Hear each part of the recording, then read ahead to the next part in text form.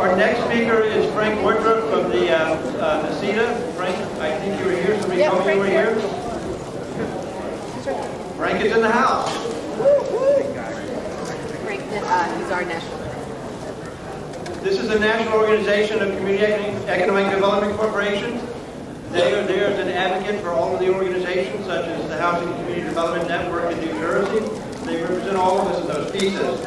I can tell you, Frank, before you speak, though, that last year we did the videos, we sent them out, several people came back and said, you know, the best speech was by that Frank guy. They couldn't remember the last name, but they knew who you were.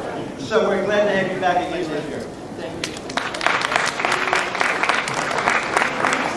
Thanks, Jim.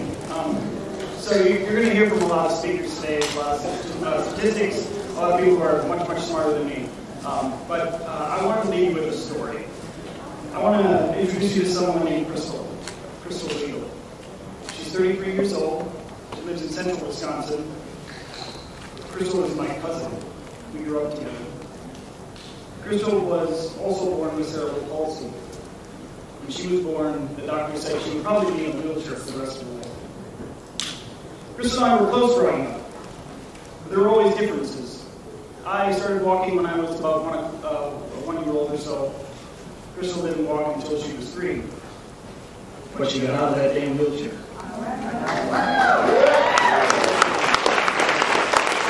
There's another difference between Crystal and me that's a little more important. And that's different in courage. I remember I was in 5th grade at gym class. And as gym class finished up, the gym teacher lined us up single file. I remember she lined us toward the back of the line. And I remember she lined us up in front of the snow pants and the jackets. And as we walked down the hall and we marched back to homeroom, I saw Crystal way up in front of the line with her back against the wall surrounded by 3 boys. And I couldn't really hear what was being said, but I could tell by the look on Crystal's face, she was in 4th grade at the time, that things weren't going very well. And as we walked by, I heard them say things to her. They were laughing. They said things like, Crystal, why can't you catch a basketball? Hey, retard, why do you talk so funny? They were mocking her. Like I said, there were differences between Crystal and I, one of which is that I'm a lot bigger than she is. I was always big growing up. In fact, at this time, I was the biggest 5th grader in a K-5 school. And I wish I could say in that moment that I stuck up for her. That I pushed these punks around, or I made sure she got to class on time, or I told the teacher or something that I didn't. I was scared. I was embarrassed. I'm sure I made up some stupid excuse in my head about, I'm not going to say that one. I didn't have the courage to face the situation on that one day that she experienced over and over and over again throughout her childhood. But I think that's a story we can all relate to, especially today. The communities, the people and places that we serve have their backs against the wall. And they are surrounded by bullies. And those bullies are equally as mocking, saying things like, a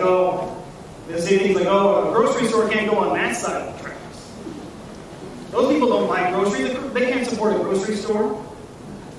Of course people need an affordable place to live, but they can't live here. They can't live in my backyard. They have to go somewhere else. They have to go in someone else's district. Oh, I know those programs are important. They are, I agree, but we don't have enough money for those people. We need to make sure these people pay less in taxes. So here we are. Our community's back is against the wall, surrounded by bullies, and I have to say it's scary. But this is our moment in the hallway.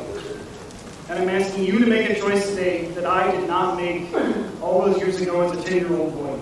To choose to turn a moment of fear into an opportunity for courage. This is our moment in the hallway, and what are you going to do? I'll tell you what you're going to do.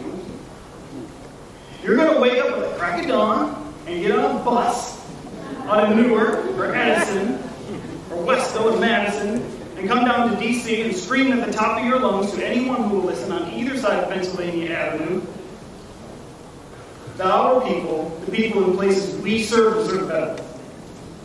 Because these places remind me of Crystal. She may have had to work harder to achieve things that people like me take for granted, where she put herself through high school, and college, she has a home, and and she works today as a nurse.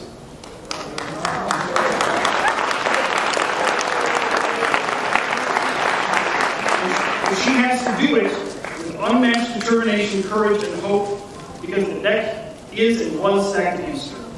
And like her, the people and places we in this room serve, from Patterson to Salem, may have their challenges, but they nevertheless have purpose, and promise, and potential. So thank you for coming here, getting on that early bus, and working so hard to deliver that message today, and showing me and others that no matter how uncertain things may seem, that there is a large, committed, passionate group of people from the Garden State that know how to turn a moment of fear into an opportunity for courage.